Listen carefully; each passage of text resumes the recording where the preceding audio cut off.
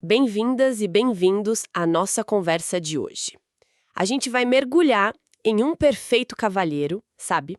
Com foco total na jornada da Sophie Beckett. É um romance de época, claro, cheio daquelas reviravoltas e comentários sociais bem ácidos da Lady Whistledown, que a gente adora. Nossa ideia aqui é destrinchar a história da Sophie, as origens secretas dela, os perrengues que ela passa e, claro, o romance que, define a vida dela. E tudo começa com uma coisa que todo mundo sabe, mas ninguém fala em voz alta, né? Exatamente. O prólogo já joga na cara. Todo mundo sabia que Sophie Beckett era bastarda. Ponto. Ela aparece em Penwood Park assim, do nada, aos 3 anos. O conde, o Richard Gunnyworth, até tenta disfarçar, diz que é órfão de um amigo e tal. Mas olha, a semelhança física, especialmente os olhos, não tem como negar. E os criados? Eles sabem, mas protegem ela, sabe? Mantêm o segredo. Talvez por lealdade, talvez por medo do conde mesmo. E a própria Sophie, ela também já carrega essa noção desde pequena, né? Ela lembra da avó falando que ela ia morar com o pai. Imagino que a infância foi meio solitária. Mas aí o conde resolve casar, e isso traz uma madrasta e 2 meio-irmãs para a vida dela. Muda tudo. Sophie tem 10 anos e ela fica super animada. Poxa, uma família! A condessa era Minta, as filhas Rosamund e Posey. Ela quer muito pertencer, sabe? Só que, nossa, a recepção é completamente diferente do que ela esperava. Brutal até. Ah, sim. Araminta saca na hora quem é Sophie. A frieza é palpável. Sophie não é apresentada junto com os criados, mas também não é da família. Fica naquele limbo social, humilhante mesmo. E Araminta não faz questão de esconder o desprezo. Ela fala na cara. Você pode morar aqui, mas não passa de uma bastarda. Nunca pense que é igual a nós. Essa crueldade logo de cara já mostra o quanto a simples existência da Sophie ameaça a ordem social que Araminta tanto preza, né? Que pesado! E o conde? Ele simplesmente deixa isso acontecer, não faz nada? Então, ele insiste que Sophie fique. Acho que por um senso de dever, de responsabilidade, sabe? Mas ele não exige que a Araminta a trate bem, que tenha afeto. E isso, bom... Abre a porta pro inferno, né? Basicamente, abre a porta para o abuso diário. A Rosamund, que é a mais velha, é incentivada pela mãe, né? E ela adora praticar pequenas crueldades. Beliscões o tempo todo, as mãos da Sophie vivem machucadas. Já a Posey, a mais nova, ela até demonstra alguma simpatia, mas é muito passiva. Não tem força para enfrentar a mãe e a irmã. Ninguém intervém de fato. Nossa, então quando o conde morre, a situação dela, que já era horrível, desaba de vez, né? Completamente. De pupila negligenciada, ela vira na prática uma criada sem salário para a madrasta e para as meio-irmãs. Mora no sótão, sofre abuso constante. É nesse cenário horrível que surge uma luzinha, uma chance. O baile de máscaras dos Bridgertons, que, aliás, é anunciado com pompa pela Lady Whistledown. Ah, o baile, amo essa parte. É o momento Cinderela dela, né? Pura magia, transformação. Sophie lê sobre o baile, sonha em ir. E os criados, que são os únicos amigos dela ali, armam um plano secreto para ajudar. É muito conto de fadas mesmo. Totalmente. Tem essa vibe. Eles descolam um vestido incrível, prateado, antigo, que era da mãe do falecido conde. Um vestido deslumbrante. Aí preparam ela toda. Cabelo, uma maquiagem leve e os sapatos. São sapatos emprestados da Araminta, o que é um risco enorme, né? Nossa, muito arriscado. E a governanta, a senhora Gibbons, dá aquele aviso crucial. 00:30, tem que sair na hora H, sem falta. Precisa devolver a carruagem antes que a condessa sinta falta. E lá no baile, toda transformada, linda e misteriosa. Ela dá de cara com ele. Benedict Bridgerton. Alto, bonito, charmoso, ele fica hipnotizado por ela. Mas não é só pela beleza, né? É pela alegria que ela irradia. Ele percebe algo nela, tipo uma felicidade genuína que ele nunca viu. Exato. A conexão é pá, instantânea. Benedict dá um jeito de afastar os outros cavalheiros e a leva para um terraço privativo, um cantinho só deles. A conversa flui, mas é cheia de mistério, porque Sophie não revela quem é, de jeito nenhum. Ele pergunta, por que tantos segredos? Aí ela descobre que a cor favorita dele é azul, ele descobre que a dela é verde por causa da grama do campo onde ela diz que foi mais feliz. Ele sente que ela não pertence totalmente àquele mundo, mas fica ainda mais fascinado. E ele até ensina ela a valsar ali no terraço. Que cena! Sim, e aí rola o beijo. Intenso, transformador. Só que o gongo soa. Meia-noite. Ah, não! O fim da magia. O pânico bate forte. Hora de tirar as máscaras. Sophie foge, desesperada, correndo pelo salão. Na pressa, ela perde uma luva. Uma luva de seda, bordada com um brasão e as iniciais SLG. A famosa luva. A pista do Benedict. Exatamente. Benedict corre atrás dela, mas ela consegue escapar na carruagem que já estava esperando. A luva é tudo que ele tem para encontrar a dama misteriosa. E Sophie volta para a dura realidade. Esconde o vestido, devolve os sapatos. A magia acaba. Volta a ser só a criada maltratada. Enquanto isso, Benedict fica obcecado, procurando a dona da luva. Ele até visita a Araminta e as filhas por causa do brasão, mas nada, não reconhece nenhuma delas. A busca parece que não vai dar em nada. Pois é. E aí, passam-se 2 anos, a vida segue.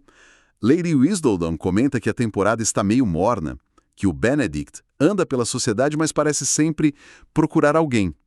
Nesse meio tempo, a Sofia fugiu da casa da Araminta, não aguentava mais, e agora ela trabalha como arrumadeira para os Cavenders, uma família meio decadente. E numa noite, numa festa bem barra pesada na casa do patrão, do Philip Cavender, ela se vê numa situação horrível.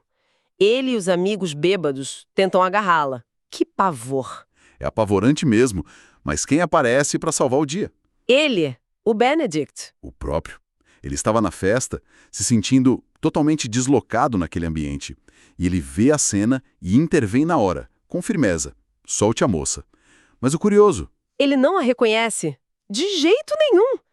Como assim? Pois é, a Sofia está muito diferente. Mais magra, cabelo bem curto, ela teve que vender para conseguir dinheiro, sabe? Sem o glamour do baile, sem o vestido prateado. Para ele, ela é só uma criada assustada que precisa de ajuda. Entendi. Faz sentido. Então ele a resgata e oferece levá-la para o refúgio particular dele, um chalé chamado Meu Chalé, um lugar mais afastado. Só que no caminho para lá, numa carruagem aberta, cai uma tempestade daquelas. E o Benedict, que já não estava 100%, estava se recuperando de um resfriado. Ele tem uma recaída feia, começa a tossir muito, violentamente. E a Sophie, mesmo em choque com tudo, toma as rédeas da situação, literalmente. Assume o controle da carruagem na chuva. Chegam ao chalé, ele tá péssimo, e agora os papéis se invertem um pouco, Totalmente. Benedict está muito doente e Sophie, a arrumadora resgatada, instintivamente começa a cuidar dele. Mostra uma competência, uma compaixão que o deixa intrigado. Não bate com a imagem de uma simples arrumadeira. Enquanto ele se recupera, ela acaba explorando um pouco o chalé e encontra um caderno de desenhos dele. Ah, os desenhos. Isso é importante, Mostra um lado dele que ninguém conhecia. Muito importante. São paisagens lindas, retratos da família, revela uma sensibilidade, um talento artístico que ele escondia da sociedade, sabe? Isso conecta Sophie a ele de um jeito diferente, mais profundo. Ela começa a admirar o homem por trás do título Bridgerton, mesmo ele ainda sem fazer ideia de quem ela é de verdade. Eles conversam mais, leem juntos, Blake, a dinâmica vai se aprofundando, apesar da barreira social que ele ainda enxerga claramente. Mas essa proximidade toda aumenta a tensão também, Tem a cena do lago. Ah, sim. Um dia, ela dá de cara com ele nadando nu no lago, sem querer. Ele a confronta por espioná-lo, a situação escala e rola outro beijo, ainda mais apaixonado que o do baile. E aí vem a proposta. A proposta é que muda tudo de novo. Exato. E é um momento bem doloroso, que escancara a realidade cruel da época para mulheres como a Sophie. O Benedict está atraído, sente essa conexão forte, inexplicável, que é a mesma que ele sentiu pela dama do baile, mas ele não liga os pontos. E preso nas convenções sociais, no que se espera de um homem da posição dele, ele faz a proposta. Quer que Sophie seja sua amante. Oferece segurança, luxo, uma vida com ele, mas fora do casamento. Nossa, pra Sophie ouvir isso deve ter sido devastador. É tudo que ela mais teme por causa da própria história, né? A recusa dela é forte, imagino. É visceral. Totalmente. A dor da própria ilegitimidade é a razão principal. Ela não pode de jeito nenhum arriscar trazer uma criança ao mundo na mesma situação. Ela diz algo como, se acha que isso é tudo que ele oferece, então jamais entenderia por que eu tenho que recusar.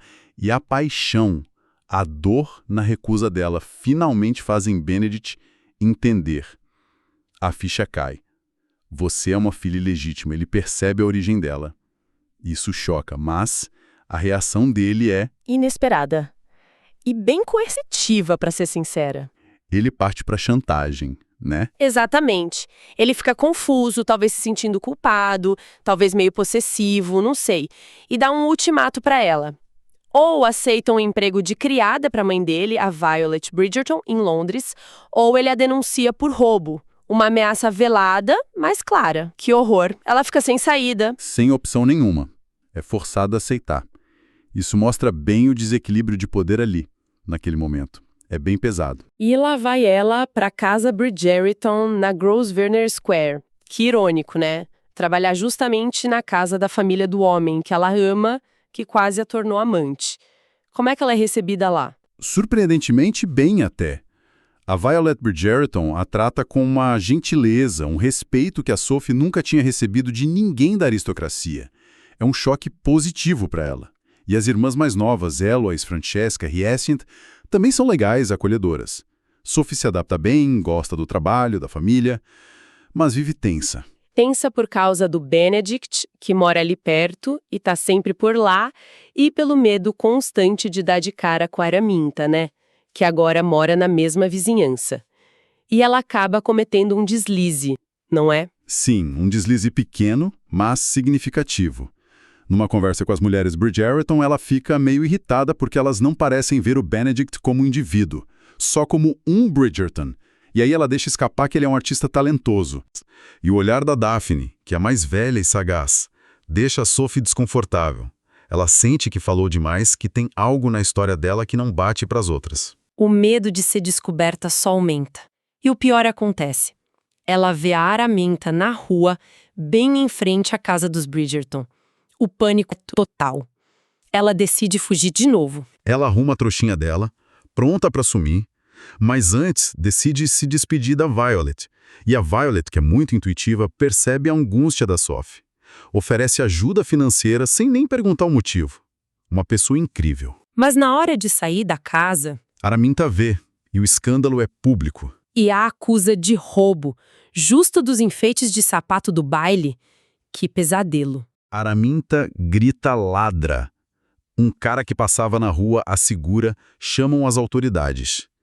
Sophie é levada para a cadeia. Imagina a cena.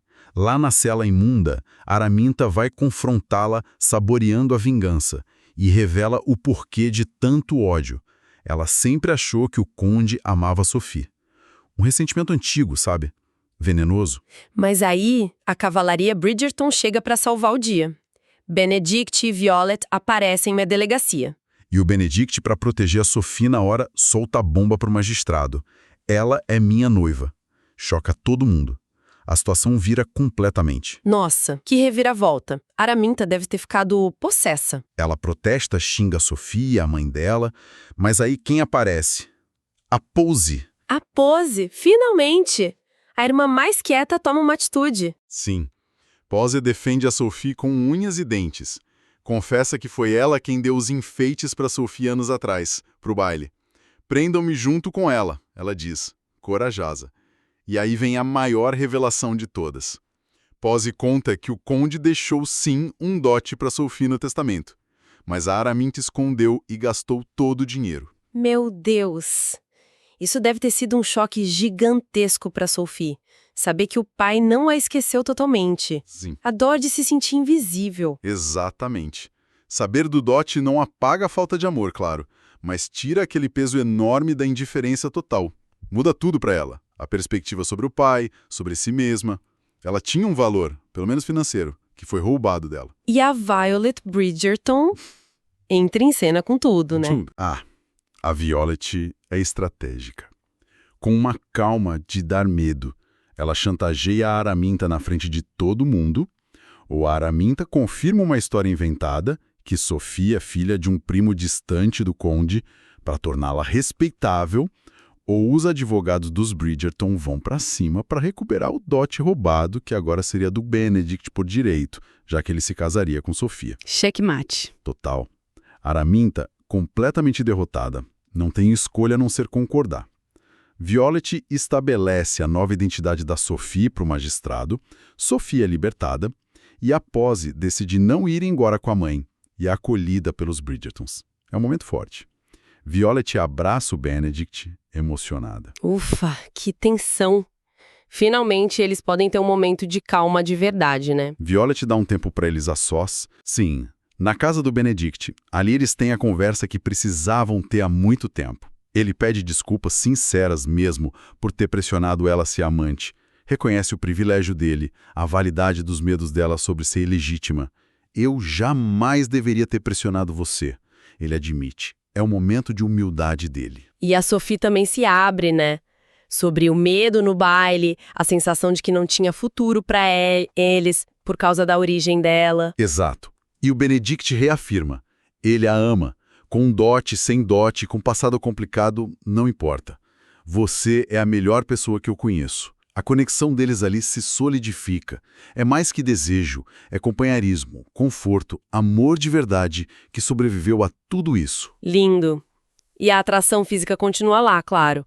Mas agora tem uma base muito mais forte, né? Com certeza. A cena do banho depois disso é super íntima, feliz. Eles finalmente estão juntos de verdade. Passam a noite juntos. Sophie até brinca sobre o que a Lady Whistledown vai escrever sobre o casamento deles. E o Benedict lembra que a Whistledown escreveu sobre a mulher misteriosa de prateado depois do baile, mas nunca descobriu quem era. Talvez o único segredo que ela não desvendou. Pois é. E aí o epílogo dá aquele salto no tempo, né? 9 anos depois. Sim. Mostra o felizes para sempre. Benedict e Sophie casados, super felizes, com 3 filhos, já com o nome Charles, Alexander, William e esperando o próximo. Eles estão num evento social, relembrando o baile, o terraço. A cumplicidade deles, o amor, é palpável. A jornada foi difícil pra caramba, mas a recompensa é essa família unida, apaixonada. Deu certo, né? Deu muito certo. A trajetória da Sophie é impressionante mesmo. De filha ilegítima, explorada, quase invisível, a esposa de um Bridgerton amada e respeitada.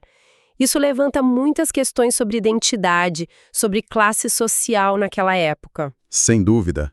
O que define alguém? A origem ou as escolhas, a resiliência? A história dela sugere que desafiar as convenções exige coragem, uma sorte danada e, vamos ser sinceros, a ajuda de aliados poderosos como os Bridgertons foi crucial, né? A revelação do dote, a intervenção da Violet, tudo isso traz uma justiça quase poética.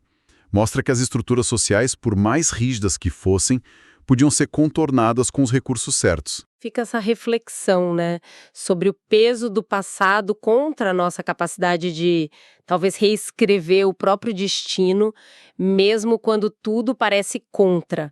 O que realmente dá valor a uma pessoa numa sociedade tão cheia de regras? A história da Sophie oferece uma perspectiva fascinante sobre isso. E com essa provocação final, a gente encerra nossa análise de hoje sobre trechos de Um Perfeito Cavalheiro. Esperamos que essa exploração da jornada incrível da Sophie Beckett tenha sido tão envolvente para vocês quanto foi para a gente conversar sobre ela. Curtiu o canal Papo Todo? Então dá o like, se inscreve e envia para os amigos. Isso ajuda muito o canal. Valeu demais e até o próximo papo!